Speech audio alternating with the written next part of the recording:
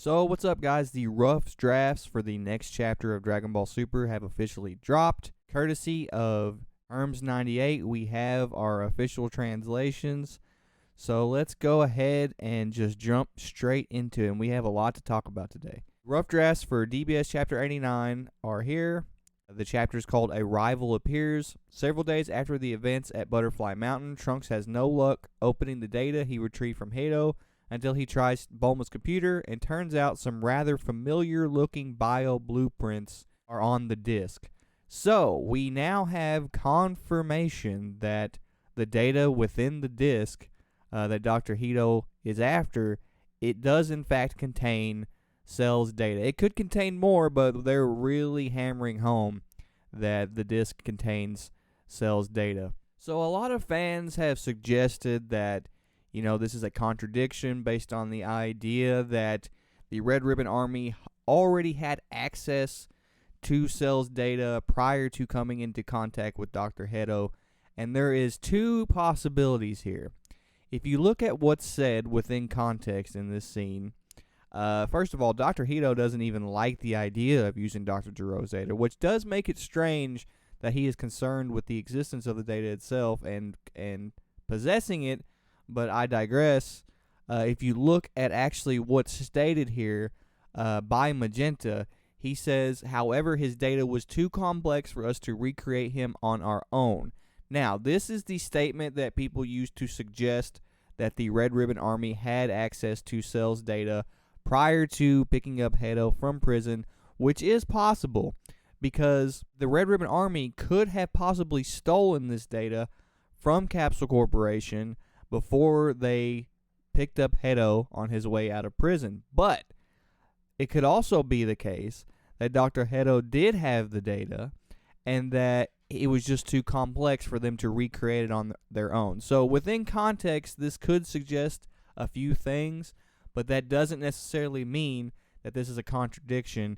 It just means that we have a couple different ways that this could play out.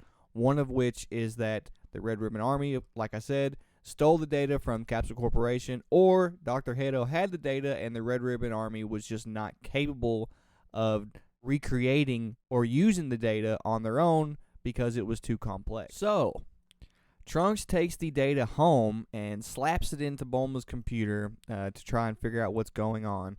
But when he does, it releases malware, and this malware appears to be a bunch of Dr. Ghetto faces popping up all over the screen, and Bulma is mad at Trunks for breaking her computer again.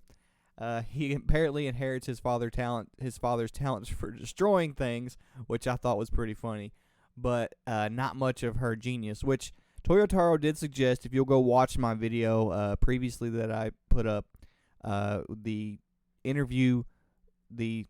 most recent interview with Toyotaro, he does suggest that Trunks is in fact a genius, but that he's a slacker and that he's just not willing to put in the effort to really take advantage of just how intelligent he is. He's a slacker and he really just does what he wants.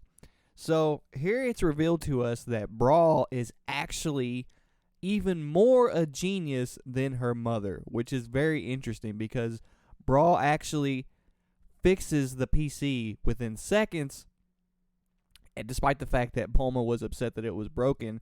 And the fact that Bulma was upset that it was broken suggests that she was not capable of fixing it. And yet, Brawl comes in, and she fixes it within seconds.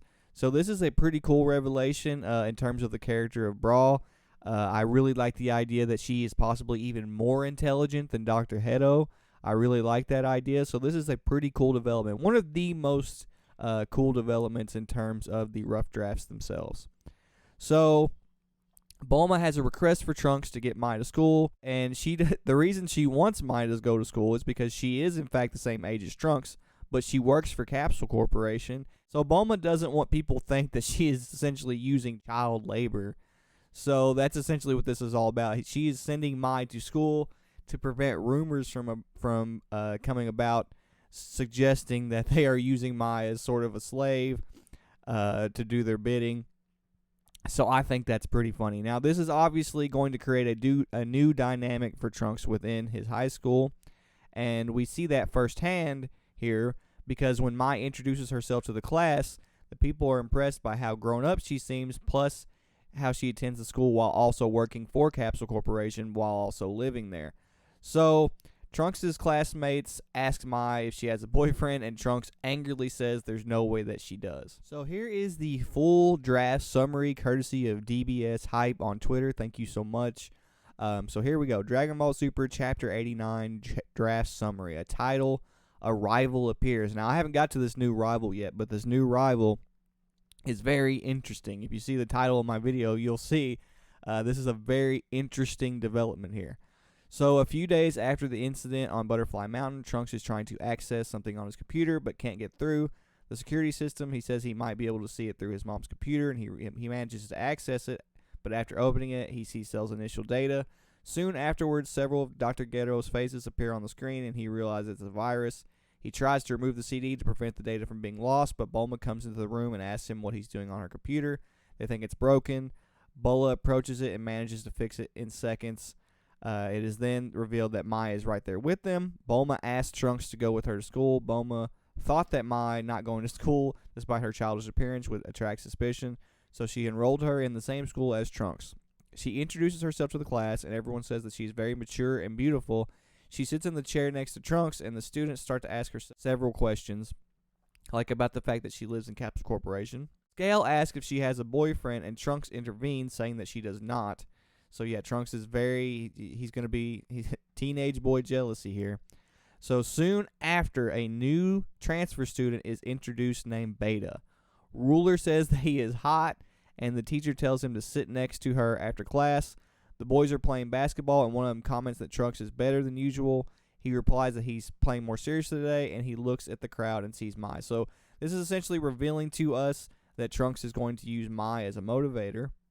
And here is the reveal of Trunks' new rival, Beta. Now, this is a very, very, very interesting development in this arc, because the name suggests, Beta, that this is actually an android created by Dr. Hedo. That is the running theory for this character, and I could not agree more. Now, this is very interesting because so far, Goten and Trunks have only dealt with threats that are below their level, Android 8 level threats that they could easily take care of. And if this character is in fact a creation of Dr. Hedo himself, he may be even more powerful than Trunks and Goten, which would create a very interesting dynamic for this arc. This very well could be the main villain for the arc moving forward, especially in reference to Trunks. So this is Trunks' new rival. He is an android who has been introduced to school, who everybody thinks is ridiculously cool.